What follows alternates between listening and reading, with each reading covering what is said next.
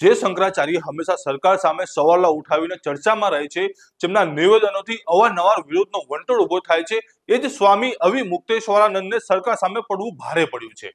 હવે તો તેઓ પોતે જ કાયદાના ગંભીર સકંજામાં ફસાયા છે। ઉત્તર પ્રદેશના પ્રયાગરાજથી એક એવા સમાચાર સામે આવી રહ્યા છે કે જેને ધાર્મિક અને રાજકીય જગતમાં ખળભળાટ મચાવી દીધો છે। પ્રયાગરાજની સ્પેશિયલ પોક્સો કોર્ટ શંકરાચાર્ય અને તેમના શિષ્ય સ્વામી મુક્તાનંદ ગિરી વિરુદ્ધ એફઆઈઆર દાખલ કરવાનો આદેશ આપ્યો છે। આરોપ સામાન્ય નથી, આરોપ છે સગીર બાળકોના જાતીય શોષણનો।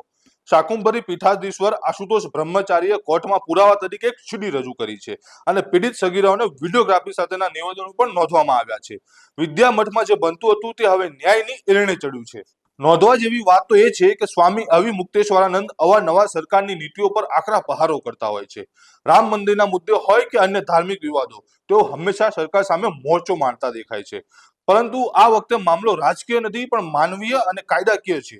જ્યારે સગીર બાળકોની સુરક્ષા અને ગંભીર પોક્સો એક્ટની વાત આવે ત્યારે શું હવે આ આક્ષેપોને રાજકીય ષડયંત્ર ગણાવીને ટાળી શકાશે? કોર્ટના કડક વલણથી સ્પષ્ટ છે કે તપાસ હવે ઊંડી જશે।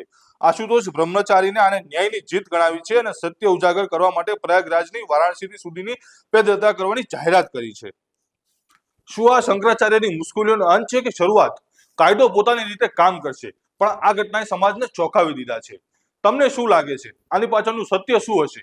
અમને કમેન્ટ બોક્સમાં જરૂરથી જણાવો અને અમારી ચેનલ લલકા ન્યૂઝને લાઈક, શેર અને ફોલો કરવાનું ભૂલતા નહીં મિત્રો।